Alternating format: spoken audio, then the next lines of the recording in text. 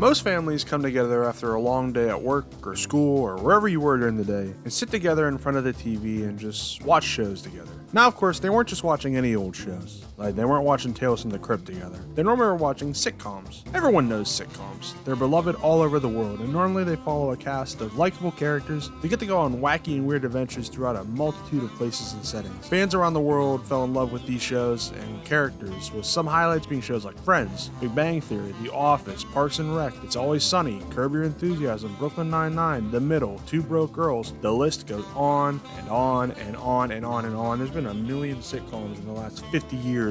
But there's one sitcom, in my opinion, that rises above the rest. One that has such funny and relatable characters, unique scenarios, humor is always on point, and it has emotional moments that rock people to their core, and it recently just came back for a massive reunion special.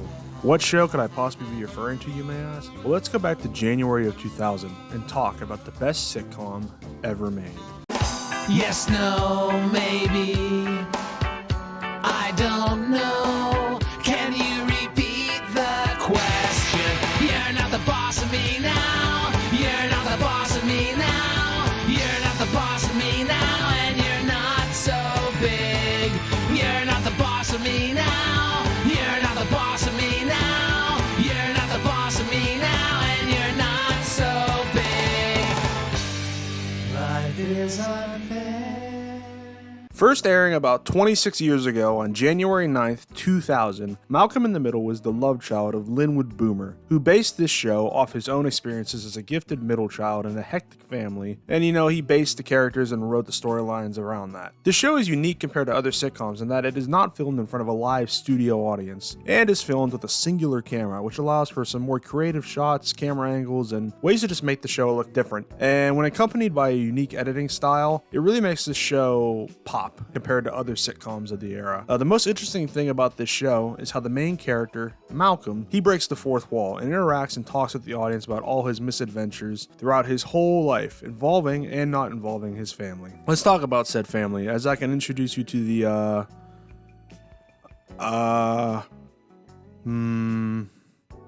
Did they actually ever give the family a last name?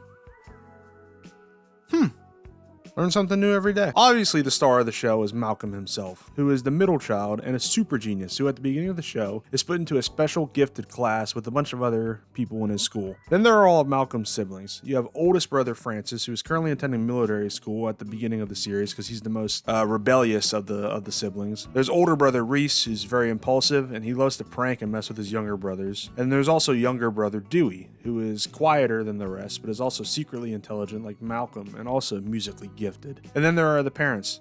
Lois and Hal are both quite interesting characters. Lois is the no-nonsense intelligent mother. She doesn't take her kids' shit for nothing. And then on the opposite side of the spectrum, there's Hal. He's the biggest goofball known to man. He's the star of a lot of the subplots, and he's absolutely dependent on Lois. Like, he couldn't function without her. Together the family get up to all sorts of hijinks with some absolute highlights, including adventures at the water park, the reunion with Hal's very distant family, on top of a billboard, protesting women's rights, bowling, roller skating, so many more episodes.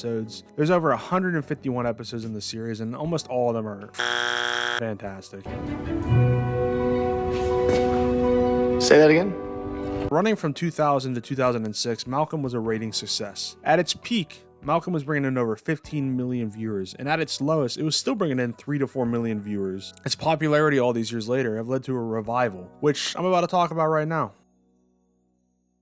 Malcolm in the Middle, Life's Still Unfair just aired on April 10th, 2026, and it begins exactly 20 years after the end of the original series. Malcolm is now very successful in his life. He has a teenage daughter he loves and cares for, and a girlfriend, and he has distanced himself from his family to keep himself sane. Meanwhile, back home, the rest of the family are planning for Hal and Lois's 40th anniversary party. Let's see what they've all been up to. Francis has been living in the garage with his wife, Piyama, and they're both expecting their first child. Reese is kind of a bum. He never became a chef, as I thought he was going to be, and he's making money off his father's antics online. Dewey is a famous musician. He's currently on tour, and he's only shown via video calls in the show, as well as being played by a different actor because Eric Persullivan decided to retire from acting and study academia. And there's also two younger siblings. Jamie was in the original show. He was the infant. He's now in the Armed Forces, Marine Corps. I don't remember exactly what he was in. And there's Kelly. They're the newest child who was teased in the series finale, and man. They're like the reason the events of the show even start up. Anyway, the family makes a reappearance in Malcolm's life, a whole adventure of hijinks and mayhem as Malcolm must reconcile with all of his family before the 40th anniversary party. While I did enjoy this special and thought it was really fun to see all these characters again, I do feel like it was slightly unnecessary. It was mostly just a way for this cast and crew to all work on something together again. And that's totally fine. I get it. I've worked on projects where I want to just work with these people, with people I want to work with again. There's not really much else to it. I mean, it doesn't hold a candle to the original series, which holds a special place in so many people's hearts, including my own. People still talk about Malcolm to this day. The fact that it even got a reunion special shows it was something truly unique and timeless. Malcolm was a story about family. No matter how messy your family is or how chaotic they are, they're all you got. They're your biggest support. Even if you absolutely cannot stand them, they're always going to be in your corner. And I just thought when you add that very important lesson with some amazing writing, amazing character work, great cinematography, set design, costuming, acting, and most importantly, just some funny comedy. There was so many times I laughed out loud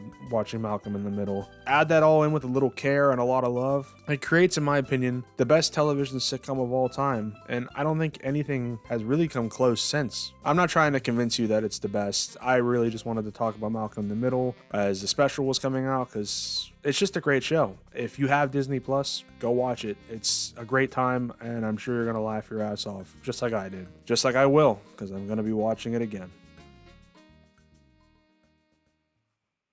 That's it. See ya.